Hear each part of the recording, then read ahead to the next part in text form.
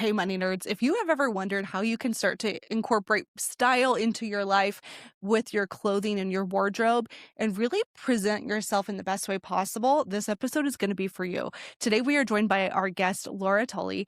Laura is a personal stylist, and she helps people kind of uncover their unique style that works for them, but more than anything helps you get out the door feeling like your best, looking like your best, and not spending $1 million on your wardrobe. So if this is something that's been on your mind like it has been mine, you're going to love today's episode. So let's go ahead and dive into this conversation with my friend Laura Tully. Laura, I have been pumped about this conversation for like weeks now because what I find is so many of us struggle with our personal style, figuring out who we are, how we represent ourselves.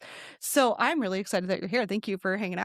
My gosh, thank you for having me. We've been Instagram friends for probably a few years now. Yeah. I've seen you teaching workshops locally, and I want to dive into that. Your job now is you're a personal stylist. Yes. Okay, what does that even mean?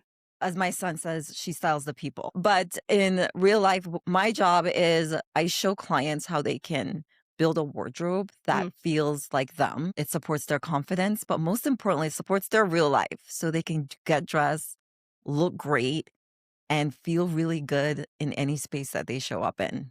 Which is so nice because I think is so huge. many of us want that, Yeah. but it feels kind of impossible. And then we go through life transitions and that throws everything off. Yeah. We're going to dive into that today for sure. But I want to go back a little ways. I was reading that your first entry point into style was watching your dad get ready. Can you Yes. talk to me about this? Yes. This is so cute. My dad is, he's a whole vibe. It seems like it. He really is. So I grew up in Jamaica. I came to the States when I was 12, and my dad, he was a shoemaker. Mm. And my mom was a seamstress, but she also worked many other jobs. She cooked and she was a housekeeper, and she did many different things. Mhm. And I think growing up, style was always a part of how we showed up as a family. Mm. And I think that my parents taught us that you can look good and feel good in what you wear, no matter where you come from, no matter what means you have. Mhm. And that style and clothing and taking care of your body and clothing yourself well can be this like integral part of you showing up for yourself. Mhm. And it was just as important as the words that come out of your mouth. I don't think then I got it, Yeah. but No. as I got older and dove more into this work that I do, I was like, oh my gosh, that was it. Yeah. Your dad was a shoemaker and your Mhm. mom was a tailor, so you probably saw very early on how important fit and quality and certain aspects of that is. Mhm. And then when you moved to the US, was there a culture shock where you're like, Oh my okay, I gotta gosh. redefine my identity now? And how did that look for your identity and your style? Well, the culture shock alone. And Yeah. then we arrived in November, which was freezing From and Jamaica. from Jamaica. And I was just like, why?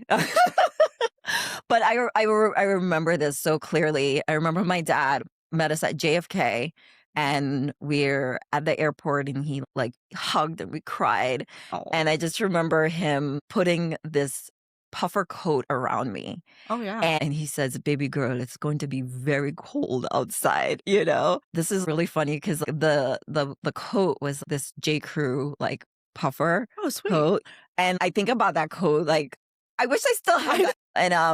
And it's just so funny how like when we came to the States, just adjusting to the culture, but just like how people dressed and how you communicate and my very thick Jamaican accent and just feeling like, how do I find my place here? And at 11, you're just in the beginning stages of kind of figuring out who you are or how you want to show up. Well, at 11 too, it's like that's such like a awkward So stage where awkward, it's like you're yeah. still like trying to figure out you've got body development, you've got all kinds of All stuff, you've got sorts of friend stuff. groups and cliques. Yeah. It's all of that comes full force at 11. Oh my gosh. So I can imagine that'd be crazy. Yeah. So you're on the pathway trying to figure out what do I want to be when I grow up. Was a stylist number one?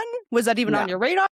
No. So like island parents are like, no joke. They're just like, you go to college, you get a real job, and That's so, it. right. Yeah. And so styling was not necessarily something that I even thought would be Yeah. a a possibility for a real career. So I went to college and I got a degree in psych, and my parents were like, what are you doing with this degree? And I was just like, not much right now. Great question. And they was like, all right, you go back to school. You're going to go back to school.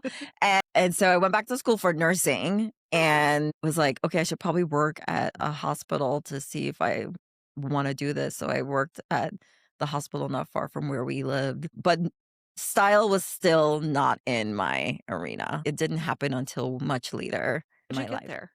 So moved to Idaho and meandered, we'll just say that, for a while. J. Crew was opening at the mall. And so I worked at J. Crew in management for a few years. And it was just kind of very obvious to me that I could see people try things on, or I'd see someone, I'm like, I want her to size down. I want her to size up.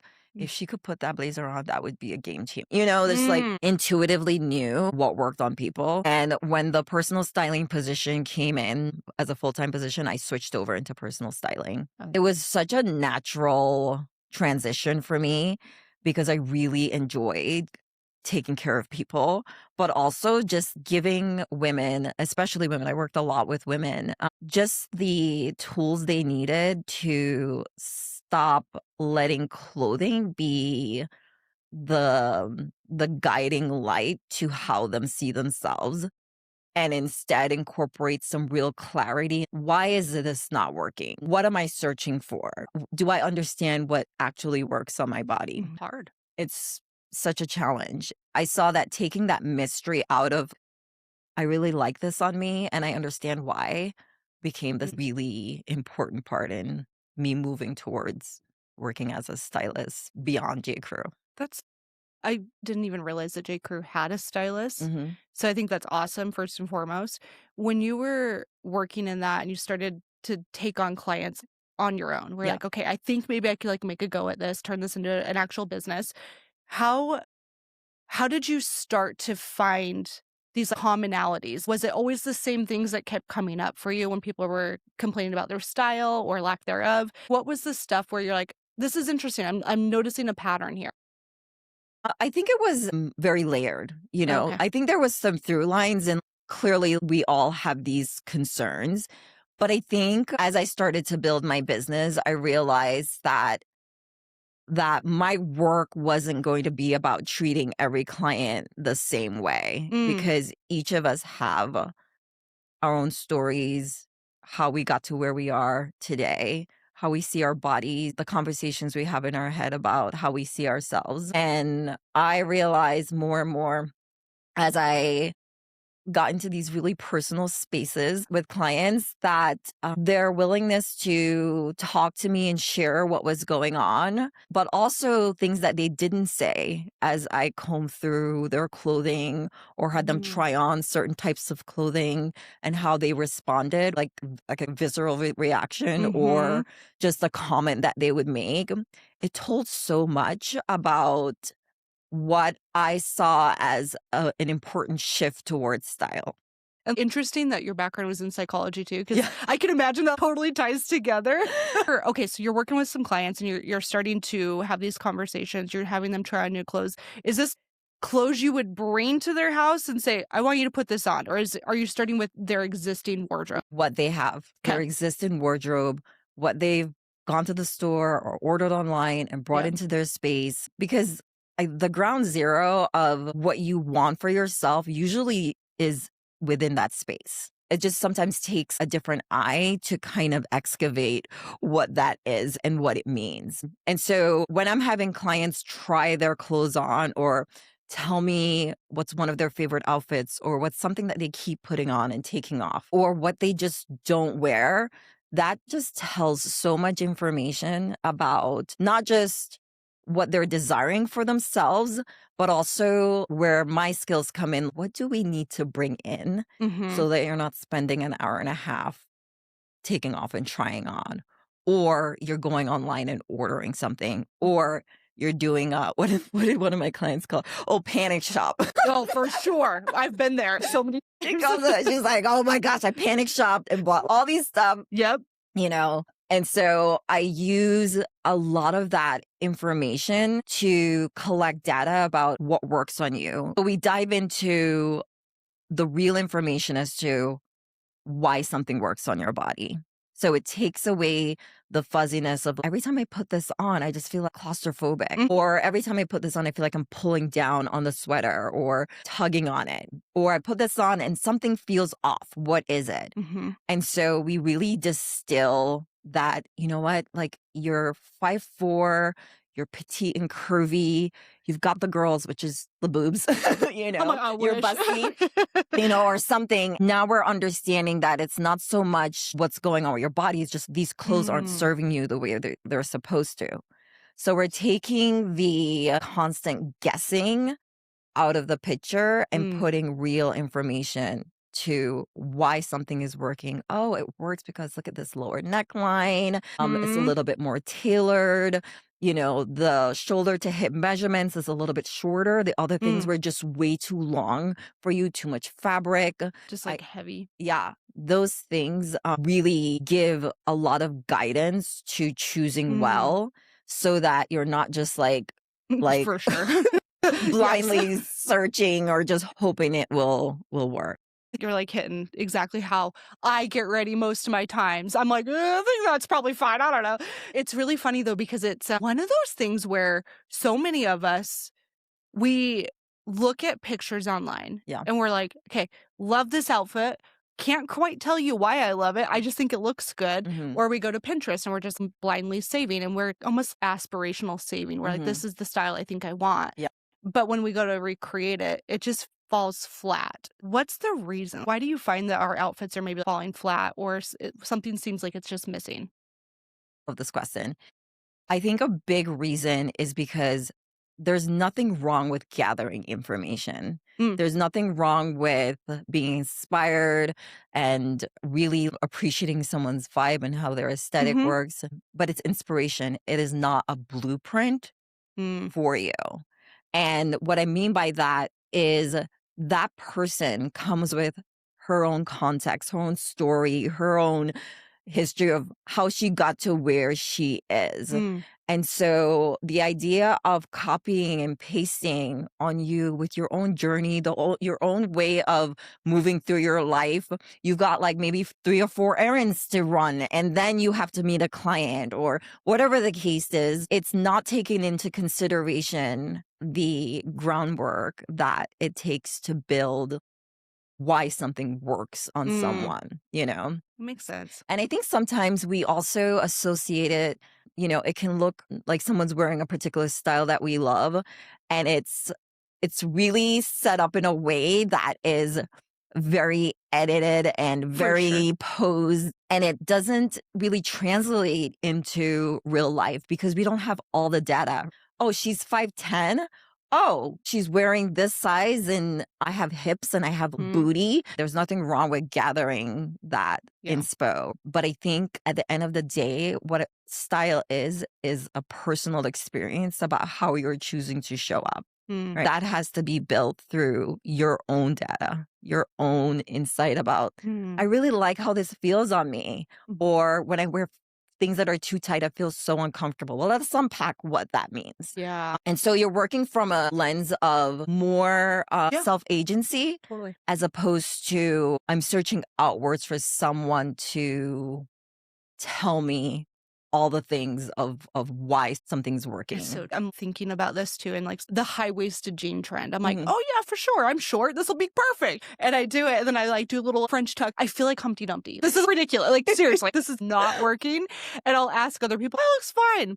But anytime I see it, I'm like, oh no, no, no. Yeah. I can't do this.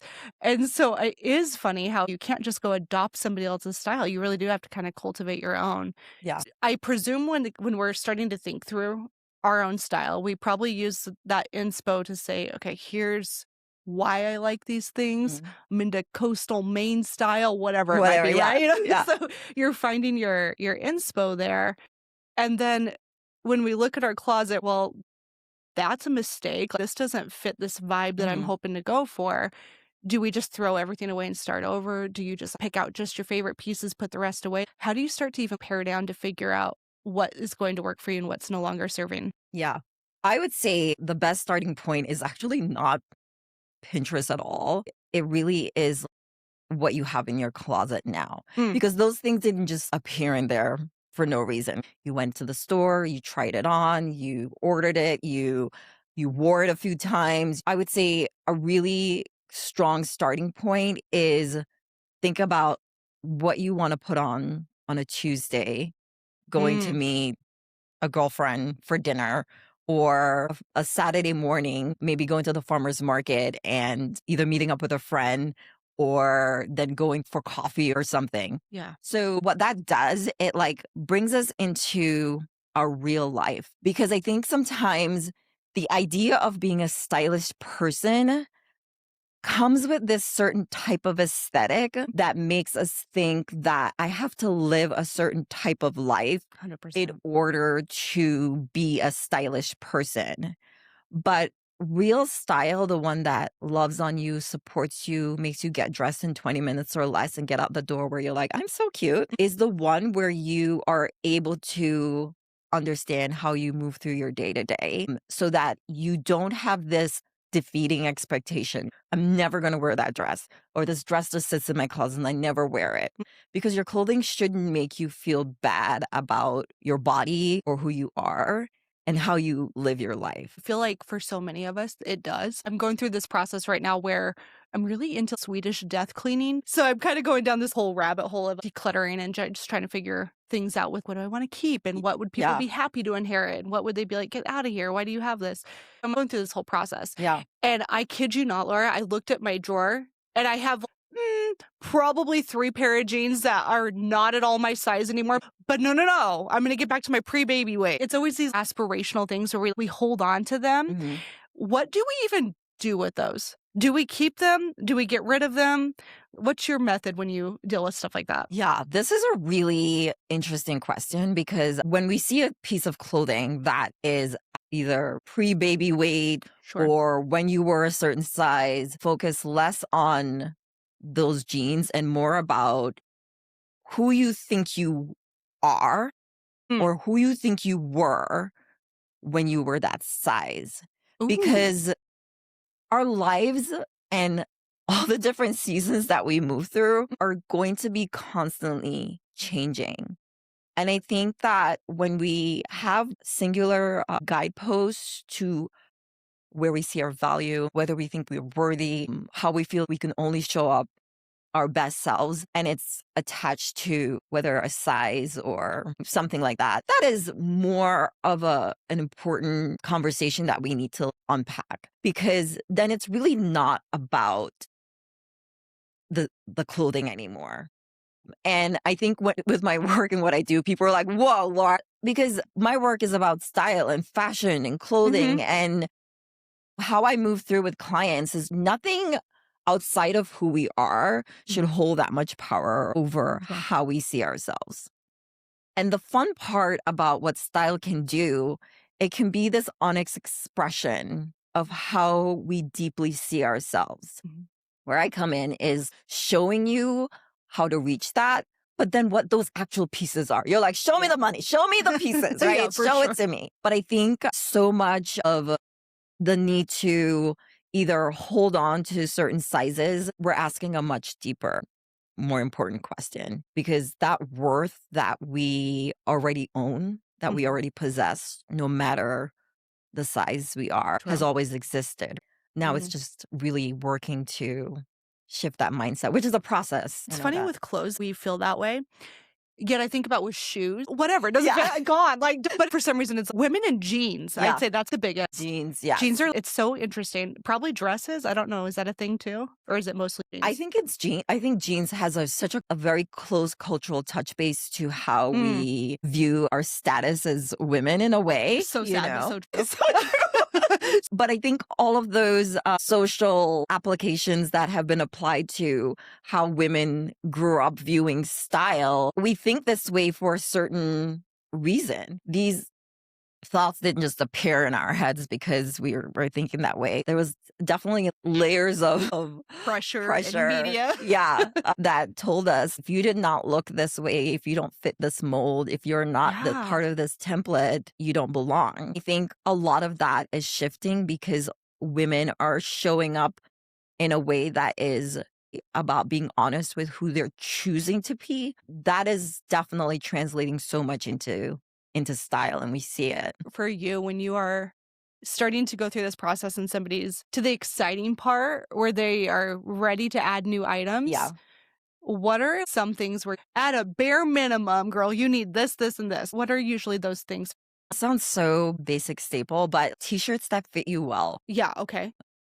Denim, like a good pair of jeans, one Yeah. or two pair of jeans that you could wear with a t-shirt, you could wear it with a sweatshirt, you could wear it with a button down. It's just gonna be the pant that just does all the things for you. A nice pair of trouser that you can dress up or down. You could, wear it to a meeting, but you could throw some sneaks on with it and like change the look of it. A blazer. A Okay. blazer that is not too fitted, is a little bit Mm. looser, but tailored and has some structure to it. So it's not a loose fitting as Okay. far as like the fabric content goes, not a drapey. It's a more structured, tailored piece. Are we talking like could oversized Yeah, apply like a here? slightly oversized blazer. Okay. Yeah. And then when you're saying like fit on, let's talk blazers Hmm. specifically.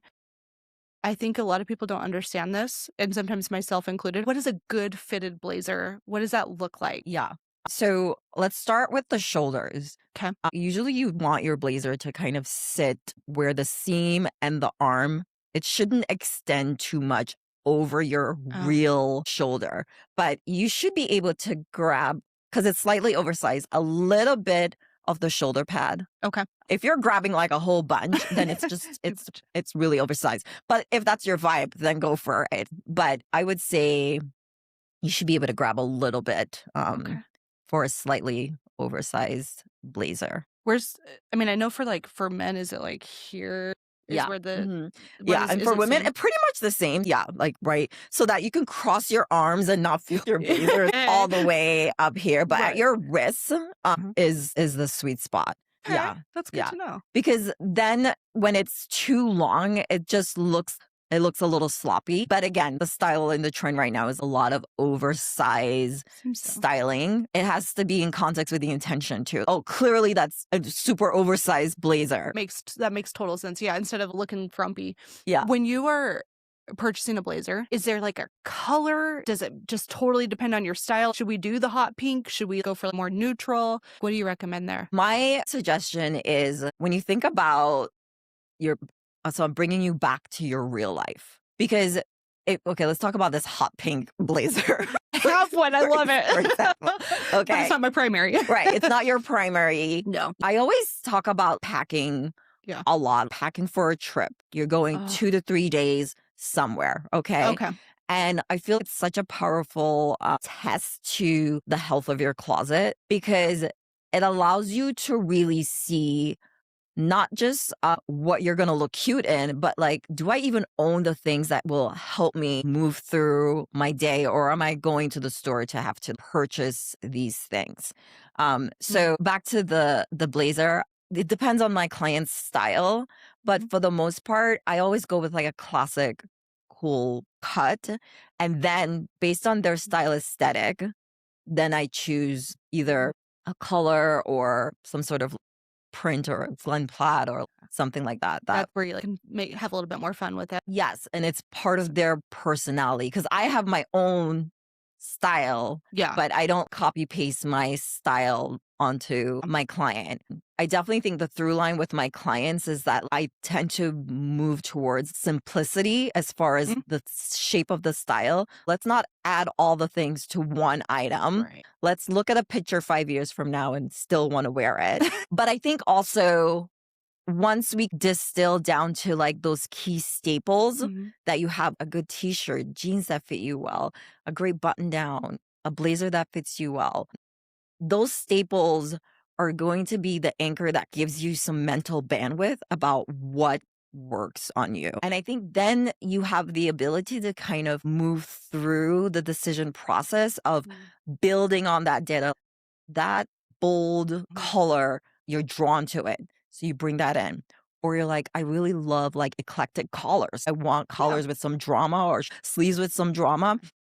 So that's where that personal tastes start to really develop because you're not building off of scaffolding that's not secured. The staples are just a good ground zero to not just collect data about what you like, but also understanding what fits you well. And then it gives you some more breathing room to have a bit more discernment about what you want to bring in. that makes total sense. It's good to hear that it's okay to add your flair, but think of that 5-year down the road Mhm, picture. That's a really good frame to think about.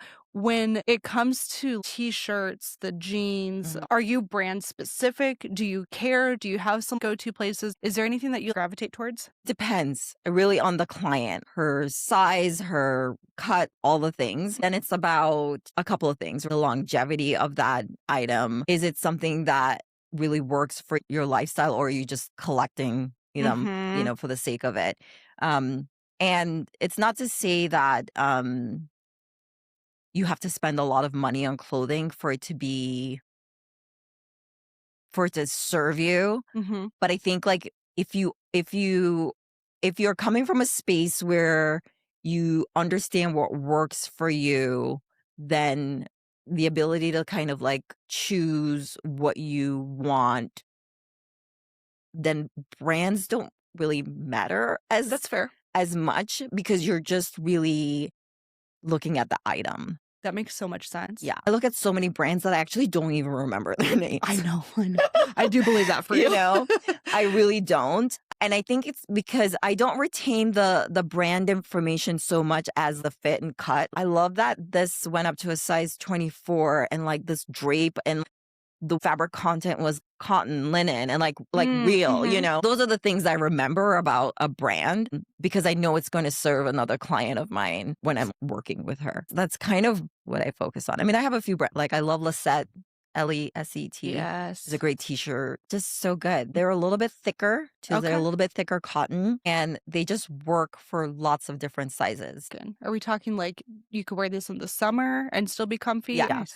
It's just nice enough where it's the thick when I talk about the thickness, it's more like I could put this underneath a blazer Mhm. and some jeans with a kitten heel and look so sleek and polished. Gotcha. But I could also put it on with my Adidas shorts. Which is like the best, the most versatile. I do love that. Yeah. You mentioned fabrics. Mhm. Are there specific types of fabrics that you actively avoid?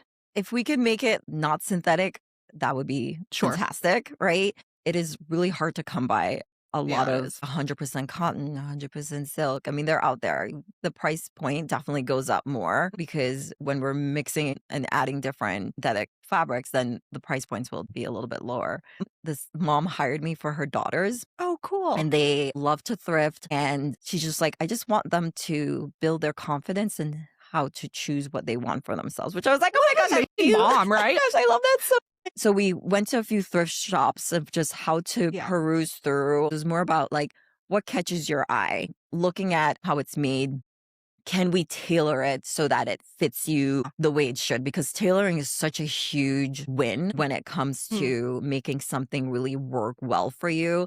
And that's why I'm such an advocate for it's not so much the size, it's about the fit. Does it fit you the way it should? So when clients, they're really focused on, I wear this size, my guidance with them is more about let's move from the size part Mhm. and focus on why something looks great on you when it lays on your body really well.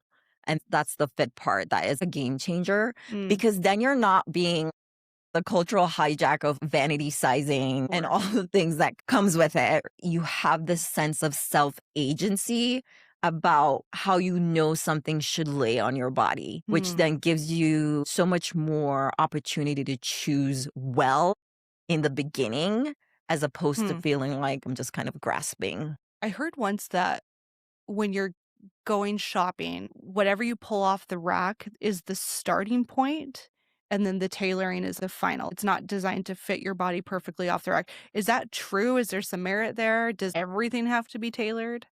Definitely not everything, but I think that back to the idea of understanding fit. Yeah. When you go into a store and you like something and you pull off the rack and you go into the fitting room, Mhm. every woman do this. We have this conversation about what we see in the mirror Oh, for sure. and what we say to ourselves about how something fits or what we don't like about it, what we like about it.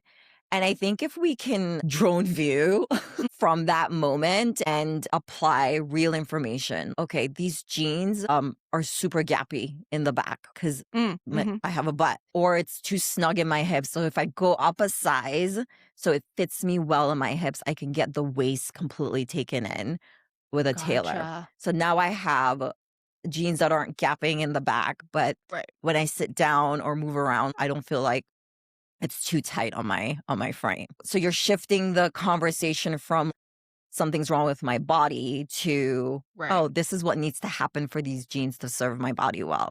It's very likely if that's the case, you might have to go up in size. Yes. And people are like, "Oh my god, I can't." Nobody sees your size but you. Truly, who cares? At the end of the day, if it fits you well and you feel good, Yes. that should be the only thing that matters. When it comes to jean fit, what are the indicators of a good fitting jean? I always struggle with this personally. Yeah. It should not be uncomfortable. Okay, I'm glad you said that. Is a really great starting point. So Okay. I feel like it shouldn't be uncomfortable. If you're like, oh, are these too tight? I call it the hand in the pocket test. Oh, So yeah. you should be able to put your hand in your pocket and take it out. Because when something is uncomfortable, it's very temporary. I'm going to put this on for 2 or 3 hours and then I'm going to take it Right. off. And when you think of the full scope of the wardrobe that serves you, Yeah. breathing, moving around shouldn't be compromised. You should be able to put your hands in the pocket. You should be able to bend down, sit comfortably. And jeans aren't sweatpants, so they're never going to be that level, right? I would say with denim, I definitely prefer a higher cotton percentage. So if you can get Okay. 99 to 100% cotton in your denim, That's a thing. that's the way to go. They will feel more rigid in the beginning, especially depending on where those particular brands source their Okay. cotton. You shouldn't wash your jeans all the time unless something spills on it, of course. Sure. And definitely don't dry it. If your denim has spandex or polyester in it, those fiber, they break down very easily. So you put on a jean and you're Mhm. like, oh my gosh, I wear it for an hour and it's bagging out all the time. That's why? It's because that drying process Shoot. compromises the structure of the denim. My bad. Yeah. I think I do that all the time. It's very common. Yeah. I mean, this was a bad one too. I accidentally washed and dried my cashmere sweater. Oh. You do have to read the labels. You do Mhm. have to see what type of material it is. Yeah. It's basic stuff here. I want to dive into a fun segment if you're down for this. Mhm. This is, of course, your own specific opinion. Okay. It doesn't necessarily mean everybody should do this. It's just what do you find to be the case? Yeah. So we're going to do save versus splurge. Oh, okay. And what we should actually be spending our money on from your perspective. From my perspective, okay. Okay. The first thing I'm curious about, belts. Save or splurge? I think you could save for sure. Okay. Jeans. I would say splurge.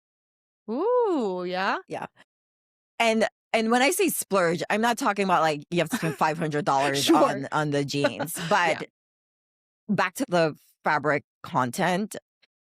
If you want denim that fits you better, Mhm. usually the brands that are a little bit higher end are cutting them in a much more effective way that allows it to fit your body so much better. Okay. I would say splurge a little. Splurge on jeans. Blazer. I would say splurge. What about purses? Okay, so I have 2 purses that I use, and they're both splurges. Sweet though. Yeah, comes back to how you live your life. My day-to-day life is like my work, my kids, running around, getting all the things done. I want to preserve my bandwidth, so I don't want to have a lot of options to choose from. Yeah. And I want things that just come together really easily. So if I have a good pair of jeans that I know that fits me well, my Mhm. splurge, and my other basics, then I know I can get an outfit together, Mhm. head out the door without even second guessing what I'm wearing because it's doing the job for me. I need to take your advice on that because I currently have a singular little work bag and I actually got rid of my purses a few years ago. Really? Don't even carry a purse Yeah. anymore. Now it's a diaper bag, so it's Yeah. evolved again. That's another whole thing we could talk about is Yeah. diaper bags, but we won't today. Next one, white t-shirts. I say save. You could definitely save on Yeah. that for sure. Okay, sneakers. I feel like sneakers are pretty affordable. I say stick with Vans, Adidas, Nike. They're just like, we've been doing this The go-tos. forever Right. and we're Yeah. not adding any more cooks in the kitchen. That's the way to go. They sure try though. They do. I know, I know. I was gonna say a brand, I decided not to, but I have seen a lot of that lately where I'm like, Do you think about cologne or perfume as part of style, or is that something that's super separate? Not really. I mean, I think scent and all of that can be part of how you want to feel in your mood. Mhm. Such a personal taste as far as, your pheromones and all that stuff. So I feel that's a Yeah. whole Kinda nother wondered. thing. Yeah. Clients ask me about accessories all the time. And it is one of my favorite things when I start working with a client. We'll go through their closet, we'll do the whole why something works. And I have this very clear list of what I want to bring in for them. Accessories is usually not on there. Really? And they're really surprised because they're just like, "Oh my gosh, I thought I needed to have this and that." And For sure. you know, and I think we can always bring in accessories, but I think so much of the anchors that help us get dressed on a day-to-day basis, those are the pieces that you realize I actually don't need a lot of accessories because they're just doing so much of the work. So I feel like accessories, they're like part of the evolution of your style. For sure they And then you can be like, oh, I like lots of layers, or I'm just like, I'm doing a diamond earring and that's it. something like simple. Yeah. I'm leaning more towards that as I get older. Yeah. Of just very simple classic pieces, Yes. which I think maybe that's evolution for everybody. Coming out of the millennial bubble necklaces. Yes. Do you Yes. Oh my I gosh. had one of those. I was going through my stuff and I saw one. I'm like, oh my God, I might need to keep it. My daughter might love I know. this. I know. With accessories, when you're like putting together an outfit, let's say it's casual, you're Mhm. meeting a friend for coffee. Mhm. I presume it's some type of like maybe t-shirt, jeans, sneakers. What accessory jewelry wise would you be thinking about with just a casual outfit? It's interesting with my casual outfit. I always think about like a high low mix. So last week when I met my girlfriend for coffee Saturday morning or something, I had on my Adidas shorts and I Hmm. had on a this powder blue button down shirt Cute. and some white sneaks, Just, Nike socks or something like that. I love it. Yeah. And it's just a little unexpected because a shirt like that would normally be reserved for something a little bit more dressier. But I think that's what creates interest in your wardrobe, but also forces you to use your stuff. Like, Yeah. not just like keep it for one particular lane and kind of move it through into like different ways that you Mm, live your life. I mean, one of the things that I really showing my clients is it's not about bringing in more things into your closet. You're developing this like outfit mindset hmm. where you understand these one trouser, I can wear it like 10 different ways because that works for how I live my life. And I think that shift allows you to choose when you're shopping in a different manner, as opposed to, I need to have that item to make something else work in my wardrobe. You have this shift of that will go with 4 or 5 different things that I Yeah. currently own. I think it gives you breathing space in the process of getting dressed because you're not trying to reinvent the wheel all the time. I Yeah. like that you said it's like instead of trying to make some piece in your wardrobe work, Mhm. it's this could work for this many different things. Yeah. It's like enhancing versus I'm really forcing this one to work, Yeah. which we all have those pieces Oh too, my for sure. gosh. When somebody is starting to try new styles or they are liking something, I'm thinking of me Mhm. with the sweater tied around. Yeah. Yeah. Uh-huh. Love the look, right? Yeah. I love it. And every time I try it, I'm like, okay, like, where am I going with this? Like, Yeah. I always feel like it's just like a little odd for me. Yeah. And I don't know if that is actually truly odd. You look a little silly, or no, actually, it's cute, but you're Yeah. just not used to it. Yeah. How do we determine if it's something where let the trend die or no, lean into it? It's okay to have fun with this. It Yeah. does look good. It's not just because you're uncomfortable. Well, I think when you're trying something new, it's a little weird. It's true. I think the way to kind of like discern whether or not you're like, "Oh my gosh, I'm really forcing this trend," or "I'm just being a little bit uncomfortable with this newness," is recognizing the difference between I want to participate in what's going on in this trend Sure. compared to this really interests me. I'm curious about this particular style. Hmm. Or one of my thing too is like you're getting dressed and you're like, oh my gosh, if I just put this sweater, if like I have a sweater over my shoulder and just do a little tie. If you do Yeah, that a few times getting dressed, that's a good indicator that you're really genuinely interested in rocking that style. that makes sense. Yeah. Okay. And it's not this pressure point of like, I need to be a part of this trend mode. I have really enjoyed this conversation. The thing I want to dive into now is a little bit about your offering. So we've been talking Mhm. about how you're a personal stylist. How does somebody work with you? Is it one-on-one? Is it a group program? What types of things do you offer? Yeah. So it's one on one. Um, Amazing. perfect place to start is my website. Yep. But I love when I start working with clients, I have a whole process that they go through, which really helps me get a gauge on who they are before we even get into the closet. And we get into the closet because I take what I do very seriously. Yeah. You just invited me into one of your most personal space, Oh, totally. and I really hold that with a lot of care. Then we get into the real stuff, why something doesn't work, what frustrates you, what's the friction between you getting dressed and walking out the door and feeling good in what you wear every single day. And it's different for everyone. Mhm. So I really work on clarifying what that is so that you know what works on you and why. And then the fun part is what's missing? What's going Yeah. to be a game changer for you as we build this intentional wardrobe? When clients start working with me, they think I'm going to shop for them so much, but there are only a few pieces that we get. It's like 10 to 15 pieces. It's It's kind of not nice. a lot of stuff. But that's the point of building good Hmm. style. You realize, oh my gosh, I actually don't need a lot to make things that serve me work. Yeah. Then I source those items for clients. It's kind of this really educational component of I know what works on my body and why. Then they have access to I've never heard of this brand or like I didn't realize this cut would be the Yeah. love of my life. Yeah. I mean, you sometimes you don't You know. don't. Yeah. And that's why it's so helpful to have somebody that has experience say, okay, let's just try these things. I Yeah. know your body type. I know your style. I've seen it a lot. Try these things.